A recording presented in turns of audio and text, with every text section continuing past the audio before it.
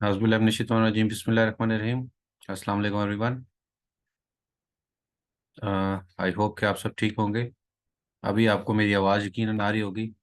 Miss रुमेशा, आप लोगों को मेरी आवाज़ क्लियर है एवरीवन? आप लोगों को मेरी वीडियो, आवाज़, हर एक चीज़ क्लियर है? जी ओके, ठीक हो गया। ओके एवरीवन, आई होप कि आप सब जो हैं वो बिल्कुल ठीक होंगे और हेल्थी और वेल्थी भी होंगे यकीनन। So welcome welcome back again on this wonderful platform ask. हमारा जो एक कोर्स कंटिन्यू हमने किया हुआ है कल से, क्लिनिकल न्यूट्रिशन ट्रेनिंग प्रोग्राम, आज उसका लेक्चर 2 है। दूसरा लेक्चर जो है आज हम कंटिन्यू करेंगे। So before the starting of the lecture, अगर कल के किसी का जो लेक्चर था, कल का जो क्लास थी, उसमें किसी को कोई क्वेश्चन, कोई चीज़ अगर किसी ने पूछनी हो, तो हम 5 मिनट 6 मिनट जो है वो क्वेश्चन जो है वो कल की क्लास के हवाले से ले लेते हैं, ताकि अगर आपकी कोई कन्फ्यूजन हो, कोई चीज़ पूछनी हो, तो आप वो कुछ भी अ, पूछ सकते हैं जो कल की हमारी क्लास थी उसके बारे में। तो अगर आपका कोई क्वेश्चन है तो आप जो है वो पूछ सकते हैं, नहीं तो फिर मुझे बता दें कि क्वेश्चन नहीं है, तो फिर जो है हम क्लास को कंटिन्यू करते हैं। अगर किसी का क्वेश्चन है तो आप काइंडली चैट बॉक्स में लिख दें। कंटिन्यू करें, कंटिन्यू, ओके ओके। सिर्फ दो ने बोला है, प्लीज़ किसी और का अगर कोई क्वेश्चन है तो बता दें, नहीं तो फिर हम कंटिन्यू करें। आई थिंक कल क्योंकि इंट्रोडक्शन था, और इंट्रोडक्शन के दौरान भी जो है वो काफ़ी चीज़ों को कवर अप, यानी कि वो आ, बोलने में आपको काफ़ी चीज़ें जो है मैंने क्लियर करने की कोशिश की थी। वैसे तो वो लेक्चर अबाउट इंट्रोडक्शन था, लेकिन आई ट्राइड माय बेस्ट कि आपको जो है मैक्सिमम इन्फॉर्मेशन पास ऑन करना। Okay everyone, thank you. आप लोगों ने, आपको कोई क्वेश्चन नहीं, इसका मतलब है कि कल की हमारा लेक्चर क्लियर है सबको, और आपको मैक्सिमम इन्फॉर्मेशन जो मेरी तरफ से पास ऑन हुई है वो आपको जो है वो क्लियर हो गई है। सो आज हमारा लेक्चर 2, सेम क्लास को कंटिन्यू करेंगे। कल का जो लेक्चर था जहाँ पर हमने एंड किया था, वहीं से हम इसको कंटिन्यू कर रहे हैं। द सेम वही जो पॉइंट था जिस पे लास्ट हम मैंने छोड़ा था। सो कल की जो चीज़ें थी उन्हीं को आपने अपने माइंड में रखना है, बिफोर, ड्यूरिंग एंड आफ्टर। सो इस पॉइंट के थ्रू जो हमने अपनी इस तमाम जो एक टेम्पलामेंट सेट की है, एक लेआउट बनाया है, उसको जो है वो कवर अप करने की कोशिश करेंगे। जो हमने एक फार्मूला सेट किया है, आई थिंक ये बेस्ट रहेगा कि जो फार्मूला हमने सेट किया है वो हमारा है बिफोर, ड्यूरिंग और आफ्टर। सो इन 3 कैटेगरीज के अंदर रहते हुए जो है हमने अपनी इन चीज़ों को मेजर करना है, हमने अपनी इन चीज़ों को सीखने और समझने की कोशिश करना है, और अपने एजुकेशनल इंफॉर्मेशन को अप्लाई करना है। सो आज का हमारा लेक्चर है introduction to macronutrients and micronutrients. Macro, micro, जो अल्फाज का तर्जुमा वो आप अच्छे से उसको जानते हैं। सो मैक्रोन्यूट्रिएंट्स और माइक्रोन्यूट्रिएंट्स में डिफरेंशिएट क्या होता है, माइक्रोन्यूट्रिएंट्स क्या होते हैं और माइक्रोन्यूट्रिएंट्स क्या होते हैं, और उनका रोल इनसाइड द बॉडी जो है वो क्या है। बेसिकली जो न्यूट्रिएंट्स में हम डिवाइड करते हैं चीज़ों को, तो उनकी जो मेजर 2 कैटेगरीज हैं, जो मेजर कैटेगरीज हैं वो मैक्रो और माइक्रो हैं। Macronutrients or micronutrients are essential components of the human diet, providing the necessary substance that our body needs to function properly. Overall nutrients, यानी कि दोनों को मिलाकर overall nutrients की बात हो रही है। They are crucial for maintaining overall health and well-being. Let's delve into each category. हम आगे इसको जो है वो डिटेल में जो है इनको अभी स्टडी ऑन करेंगे। सो यहाँ पर कुछ देर रुक कर जो लास्ट कल भी मैंने आपसे जो समझाने और बात करने की कोशिश की थी about overall health and well being, nutrition के अंदर, बीइंग अ न्यूट्रिशनिस्ट और न्यूट्रिशन के अंदर, यानी कि उनको अलग करें। एक आपका बाय प्रोफेशन होता है, जब बाय प्रोफेशन के अंदर हम आते हैं तो सम टाइम हम कुछ चीज़ों को जो एजुकेशनल होती हैं उनको इग्नोर करते हैं।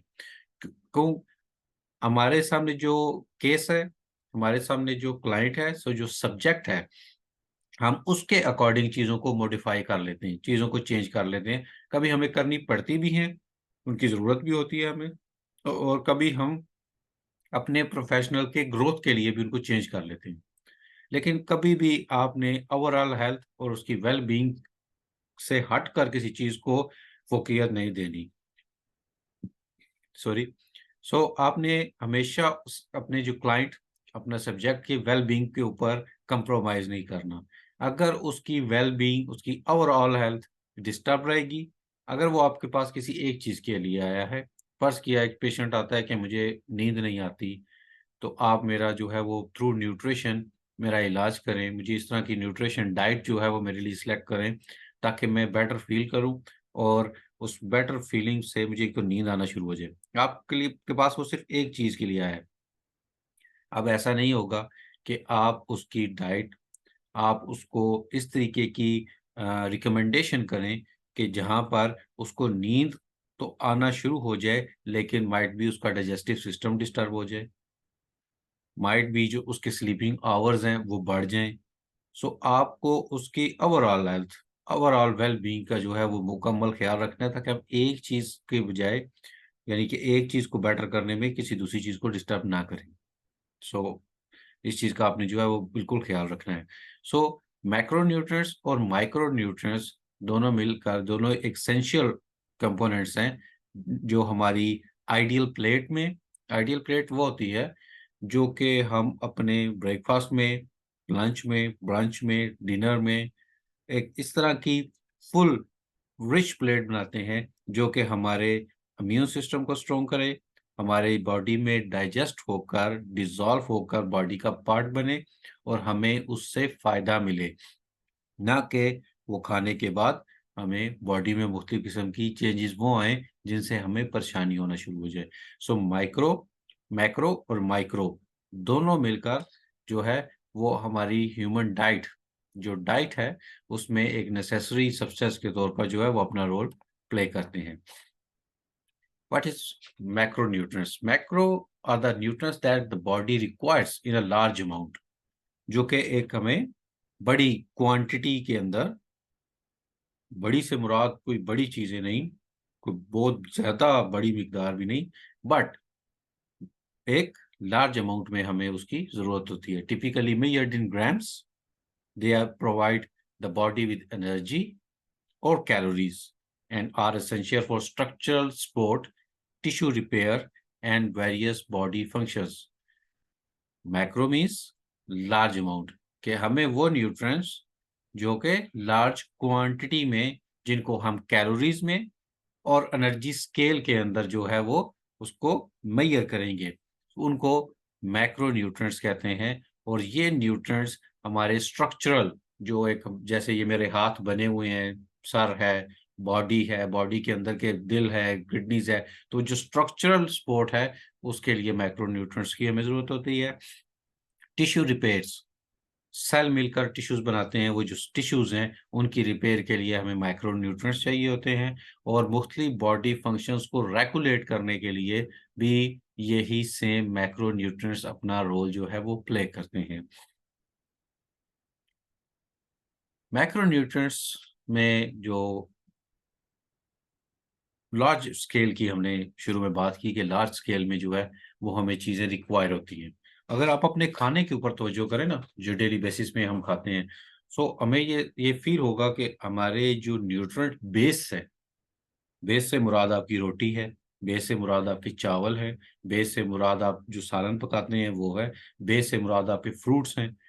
सो जो बेस है वो बेसिकली हम लेते ही लार्ज क्वांटिटी में है, मैक्रो में लेते हैं। लेकिन बॉडी में डिसॉल्व होने के बाद, बॉडी में वो जिसे कहते हैं टूट-फूट का शिकार होने के बाद, डिसॉल्व होने के बाद वो क्वांटिटी कम रह जाती है और बॉडी वेस्ट बॉडी से खारिज हो जाता है। सो अगर आप वो उस बेस को अपने माइंड में रखें ना, अभी मतलब जब हम स्टडी कर रहे हैं तो अपनी उस बेस को अपने जो है वो माइंड में रखें। सो उनमें carbohydrates are the primary source of energy in the for the body. Carbohydrates जो हैं मैक्रो लार्ज क्वांटिटी में are the primary source of energy in the body, break down into glucose for use by cells. So वही carbohydrate break down होंगे, टूट फूट का शिकार होंगे, body में डिजॉल्व होंगे, और उसके बाद वो अब सेल तक जो वो यूज करेंगे, यानी सेल यूज करेंगे। लेकिन chemical conversion, conversion with glucose, glucose बनने के बाद वो कहाँ तक सोर्स आउट करेंगे? सेल्स तक।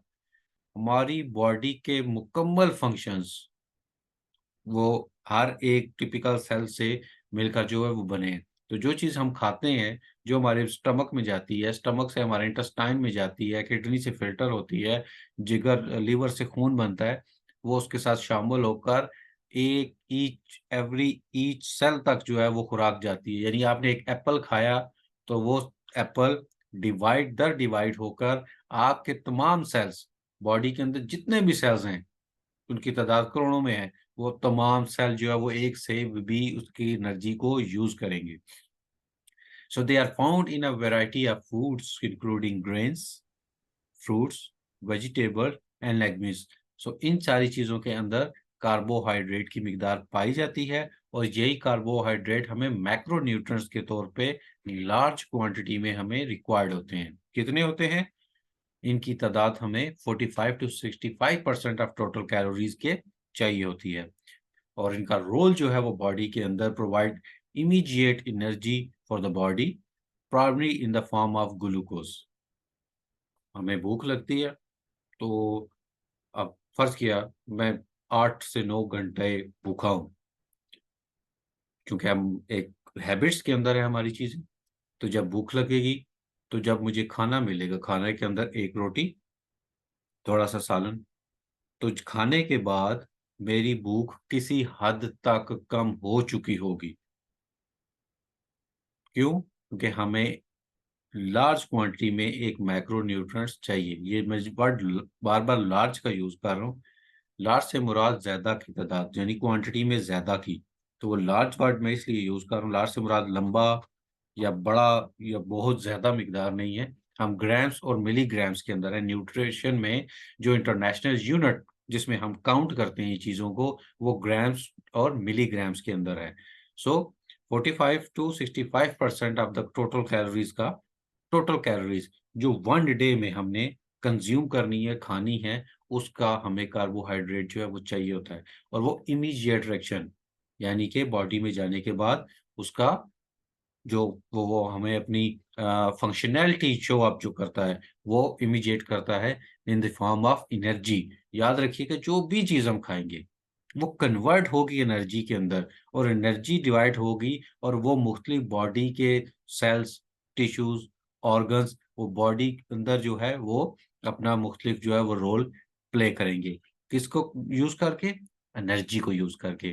और वो एनर्जी कहाँ से हमें मिल रही है? वो हमें कार्बोहाइड्रेट से जो है वो मिल रही है। टाइप ऑफ कार्बोहाइड्रेट्स, कार्बोहाइड्रेट्स जो है वो कितनी किस्म के होते हैं? There are two main type of carbohydrates.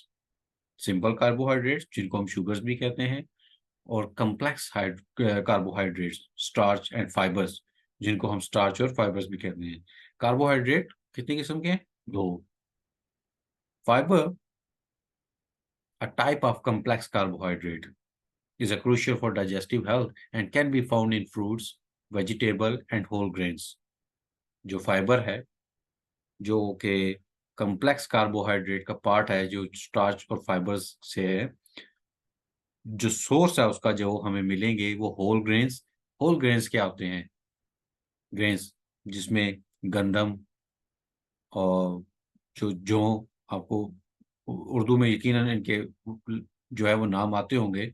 सो जो ग्रेन्स हैं, होल ग्रेन्स, उसमें मुख्तलिफ किस्म की इकसाम है। ज्यादातर तो हम गंदम यूज करते हैं, वीट, आटा, लेकिन इनकी तादाद ज्यादा है। लेकिन टिपिकली हमारी सोसाइटीज के अंदर हम जो है वो सिर्फ और सिर्फ गुजारा कह लें, या खाते हैं, या हमें मालूम नहीं है, या हमारे वो अवेलेबल नहीं है, या सोर्स नहीं है, तो हम जो ज्यादातर वीट इस्तेमाल करते हैं। लेकिन इसके अंदर मकई, बाजरा, ज्वार, जौ, मुख्तलिफ इनकी जो है वो तादाद है, और हमें उन सब को भी यूज करना चाहिए। अभी मार्केट के अंदर जो है वो ये चीज़ें आना शुरू हो गई हैं। आप अगर मार्केट में किसी अच्छी स्टोर, अच्छे किसी जगह पर जाएं तो आपको ये मिलेंगे। मल्टी ग्रेन्स आटा, मल्टीग्रेन्स के नाम से जो है ये चीजें आती हैं। वो मल्टीग्रेन्स के अंदर मुख्तलिफ टाइप ऑफ ग्रेन्स को जो है वो पीस कर पाउडर करके उन्होंने वो चीज बनाई होती है, जो कि नहायत ही हेल्थी होती है। लेकिन याद रखें, फिर उसमें एनर्जी की, कार्बोहाइड्रेट की, वो जो फाइबर की क्वांटिटी है पर ग्राम के हिसाब से वो बढ़ जाएगी। तो फिर जो आपको वो यूज करने में, मतलब आपने फिर वो कम यूज करना है। क्यों?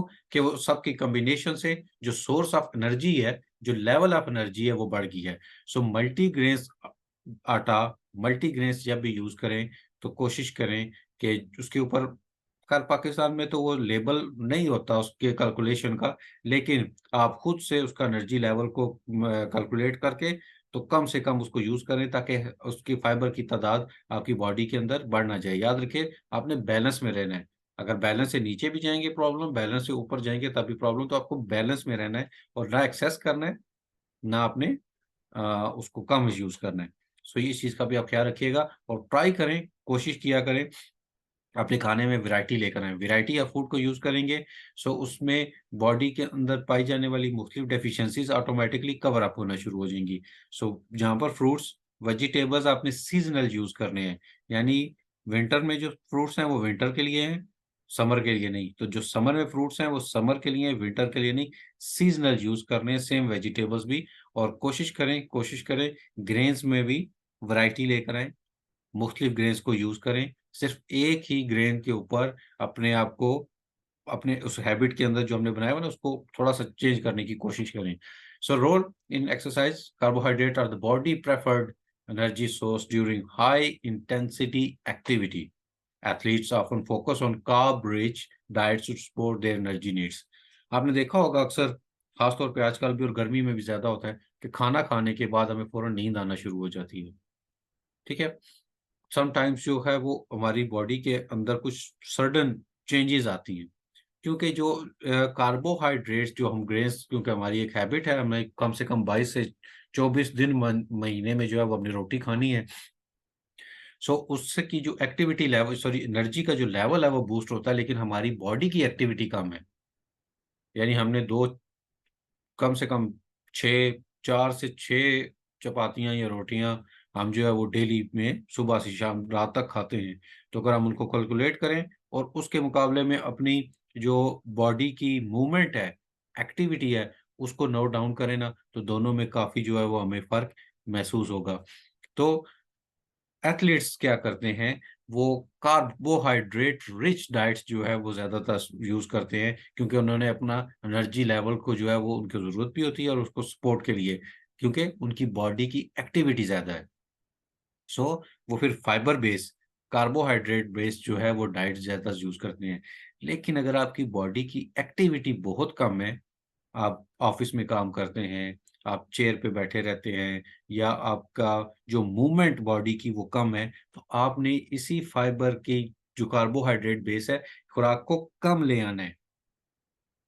रीजन, एनर्जी लेवल, जैसे मैंने आपको भी बताया, जितना आप ज्यादा खाएंगे तो आपको उतनी एनर्जी को कंज्यूम करने के लिए बॉडी को एक्टिविटी में भी लाना पड़ेगा। अगर आप एक्टिविटी में नहीं लाएंगे तो वो चीज आप वो बॉडी के अंदर किसी और चीज में कन्वर्ट होना शुरू हो जाएगी। ये बात याद रखिएगा। तो जितना खाएं उतनी एनर्जी को यूज भी करें, चाहे वो ब्रेन में यूज करें या फिजिकल एक्टिविटी में यूज करें। So it's depend. तो ये आपने चीज को माइंड में रखना है। सो इंस्टेंट एनर्जी और फिर उसका यूज भी उसी तरीके से।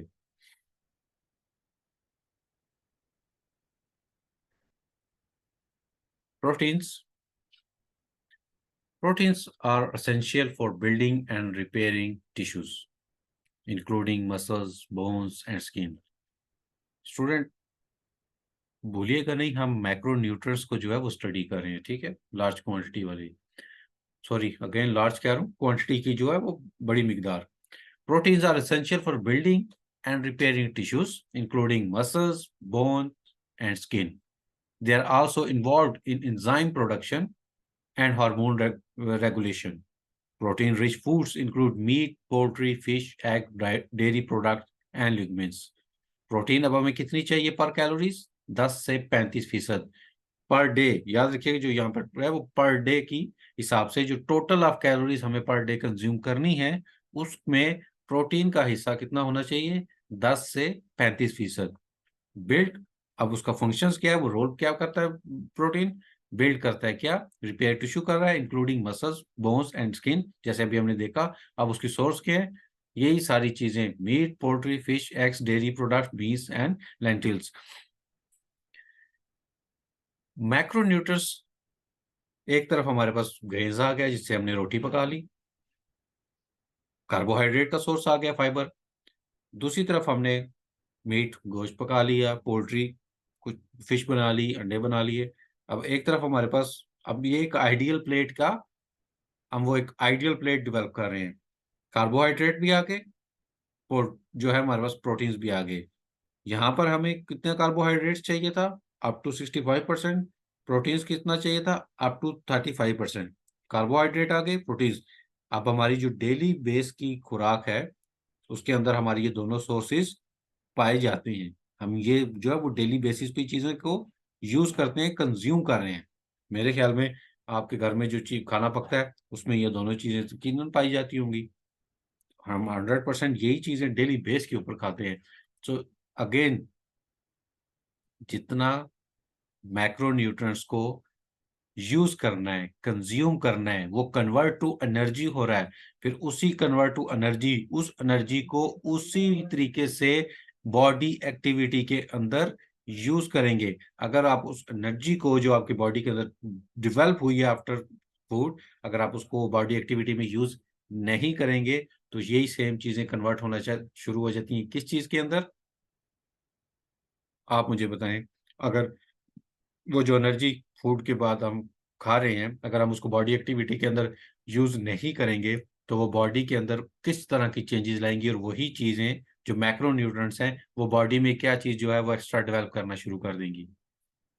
चैट बॉक्स में लिखें प्लीज, अगर आपको कुछ समझ आती है, कुछ पता चलता है इस बारे में तो आप मुझे बताएं। वही एनर्जी जो है वो क्या करना शुरू कर देगी। यस प्लीज, गुड, नेक्स्ट, बताएं जो भी आता है। जी। सो बिल्कुल, आप जो लिख रहे हैं, फैट, एक टाइप ऑफ फैट जो है वो डेवलप करना जो है वो बॉडी के अंदर शुरू कर देगी। सो बीइंग अ न्यूट्रिशनिस्ट, ठीक है, बीइंग अ न्यूट्रिशनिस्ट, आपने उस मेन फार्मूला, मेन चीजों के ऊपर फोकस करना है। मैक्रो है, हम बड़ी तादाद में इस चीज को जो है वो कंज्यूम कर रहे हैं, किस लिए, अब डेली बेसिस पे हम खा रहे हैं, हमको 2 दिन बाद नहीं खाते। जी जी, जी जी, बिल्कुल, आप सब ने जो है वो ठीक आंसर दे रहे हैं। So thank you. मैं आपको जो चीज़ समझाने की कोशिश कर रहा हूँ आप वाकई उस चीज़ को समझ रहे हैं, बिल्कुल। तो जो एनर्जी है जो कंज्यूम हो रही है, हमने फूड खाया, मैक्रो, बड़ी तादाद में फूड खाया, हम रोटी डेली खा रहे हैं, 2 रोटियां खा रहे हैं, 2 रोटियों के साथ हमारे वो कार्बोहाइड्रेट हमने ले लिया। उसके बाद हमने प्रोटीन का, हमने जो है वो फिश कड़ी बना ली या मीट पका लिया। अब वो खाना भी आ गया, हमारे पास कार्बोहाइड्रेट भी आ गया, प्रोटीन्स भी आ गया। अब उतनी एनर्जी हमारे अंदर कंज्यूम भी हो गई, हमने खाना खा लिया, लेकिन हम खाना खाने के बाद आराम कर रहे हैं, कोई एक्टिविटी नहीं है। तो वो फिर वो जो एनर्जी है वो कहाँ पर जाएगी, उस एनर्जी ने कहीं पर तो होना है ना। एटम बम बना लिया, अब एटम बम को हमने फेंक दिया, वो जाके वो फटेगा भी तो सही ना कहीं पर। उसने अपनी एनर्जी को रिलीज भी तो करना है ना, जो हमने खाना खाया है उसने अपने आप को रिलीज भी तो करना है। वो कहाँ पर करेगा, जब हमारी बॉडी एक्टिविटी कम हो जाएगी तो ऑटोमेटिकली वो चीज कन्वर्ट टू समथिंग हो जाएगी।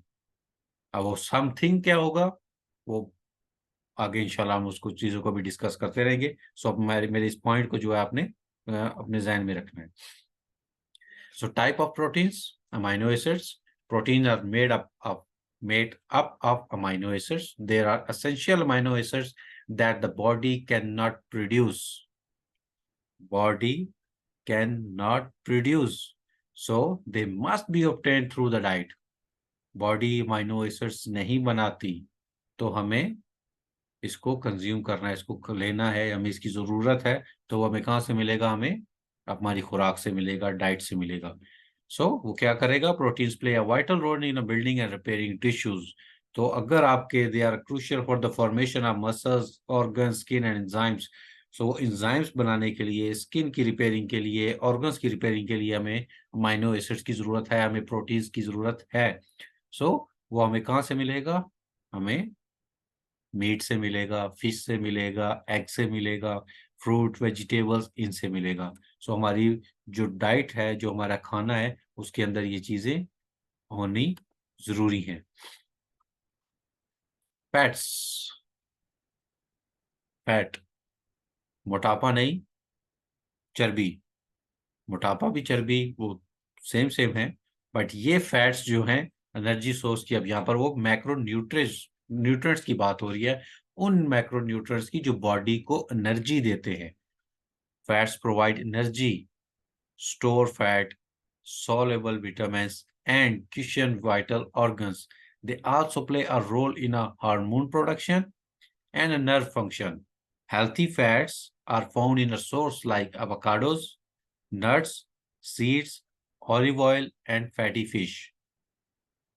Healthy fats, non-healthy fats, वो फैट्स जो बॉडी में एनर्जी दें, they are good fats, healthy fats हैं। और जो फैट बॉडी में डिपॉजिट होने के बाद बॉडी को एनर्जी देने की बजाय बॉडी फंक्शंस को स्लो डाउन करें, दे आर बैड फैट्स। वो फैट्स अच्छे नहीं हैं, उन्हीं से हमने छुटकारा हासिल करना है। कैसे?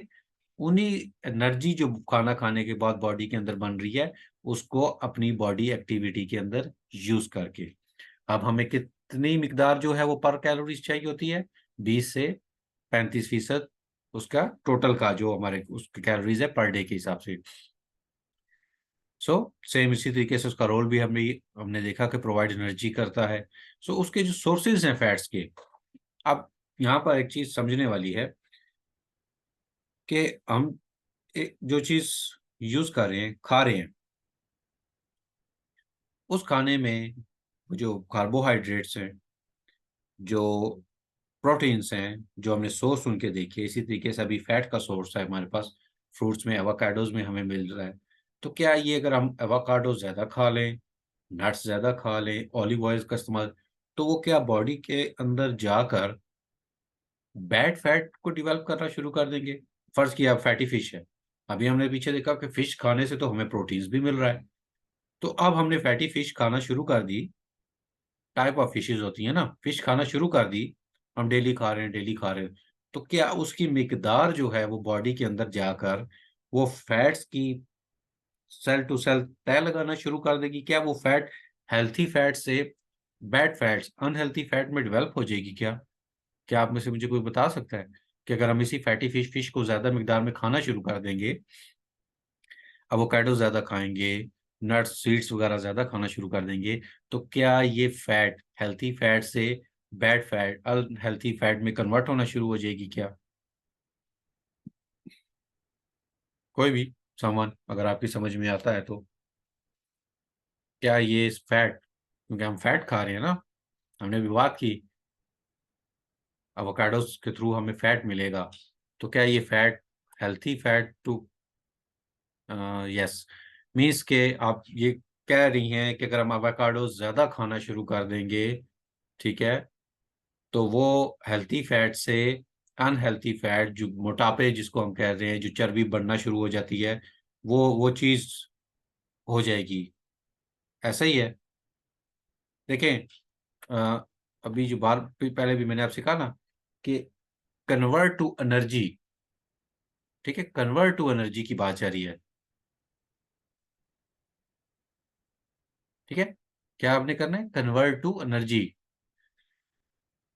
हमें कार्बोहाइड्रेट भी चाहिए, हमें प्रोटीन भी चाहिए, हमें फैट भी चाहिए। सबकी अपनी एक रेशो है, अपनी एक मिकदार है, उस मिकदार से हमें ये चीज कंज्यूम करनी है, हमें खानी है, हमें चाहिए, हमारी बॉडी के लिए जरूरी है। किसके लिए?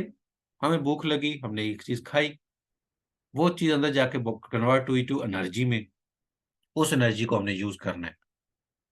अब एक पर्सन है जो सारा टाइम बैठा रहता है, सोया रहता है, एक पर्सन है जो एक्टिविटी करता है, एथलीट है, भागता है, दौड़ता है, वर्जिश करता है, दोनों में फर्क है।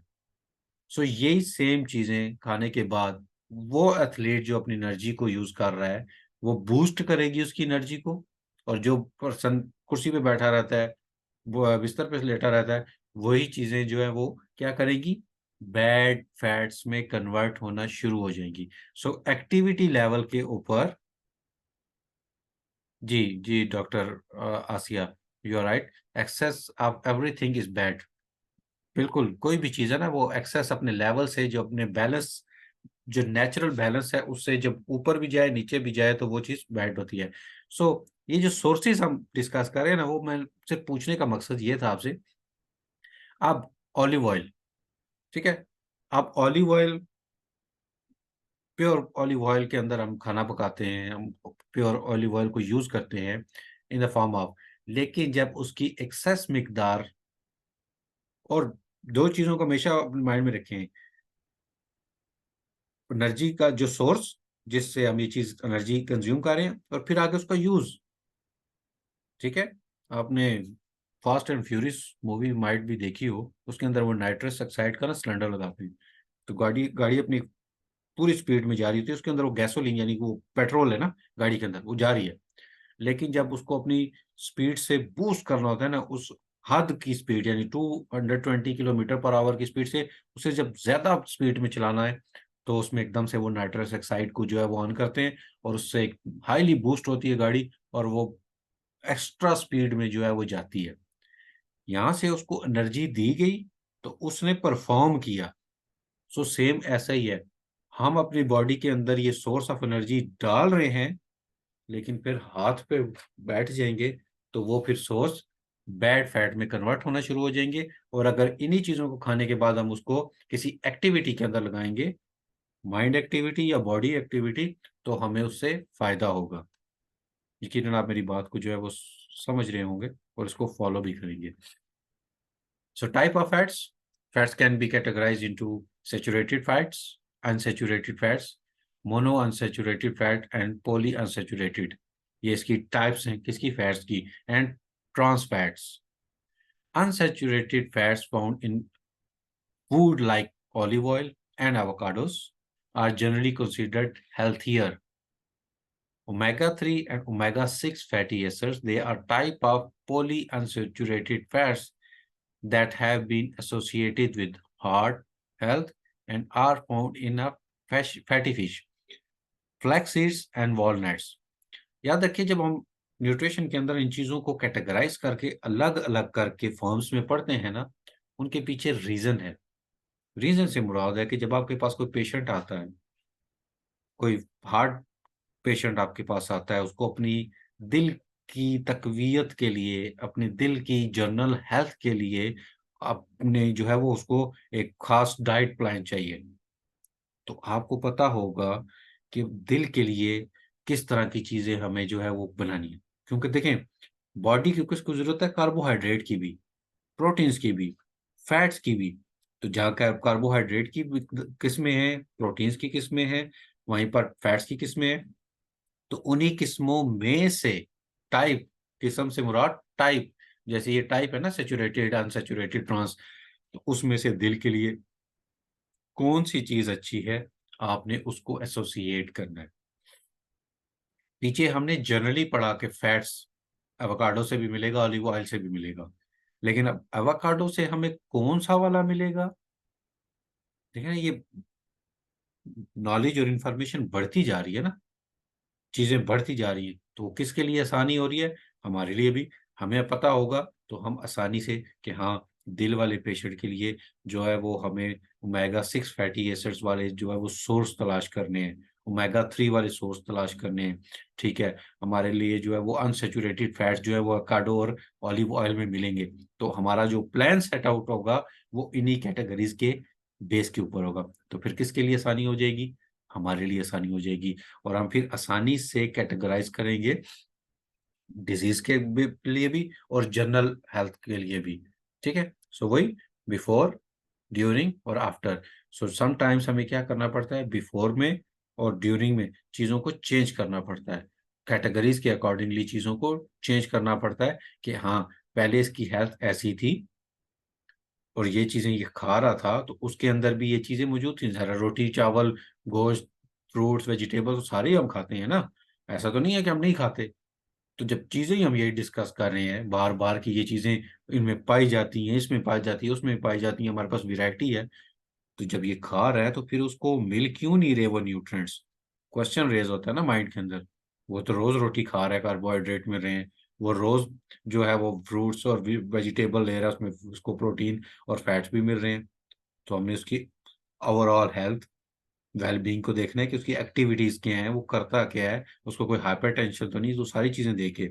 सो बिफोर इसकी ये थी मेडिकल हिस्ट्री, अब ड्यूरिंग में वो हमारे पास आ चुका है, तो अब हमने उसको किस तरीके से चीज़ें, उसका डाइट प्लान जो है सेट करना है। सो कुछ चीज़ों को इंक्लूड करेंगे, कुछ चीज़ों को एक्सक्लूड करेंगे, निकालेंगे और उसके लिए एक प्लान सेट आउट करके उसको देंगे कि अब आपने ये चीज़ें इस तरीके से यूज़ करनी है। सो उससे डिस्कस करने से पहले हमें ये चीज़ें मालूम होना ज़रूरी है। 1 मिनट रह गया, डिस्कनेक्ट होगा ज़ूम, तो आपने उसके बाद सेम लिंक से दोबारा जो है वो रिकनेक्ट कर लेना है अपने आप को, ठीक है? हमने मैक्रो न्यूट्रिएंट्स को जो है वो स्टडी किया, उसके अंदर हमने कार्बोहाइड्रेट्स को पढ़ा, हमने प्रोटीन्स को पढ़ा, हमने फैट्स को डिस्कस किया। 3 बड़े मैक्रो न्यूट्रिएंट्स, उनको जो है हमने इसमें डिस्कस किया जो कि हमें मिकदार में, क्वांटिटी में ज़्यादा चाहिए होते हैं। Carbohydrate up to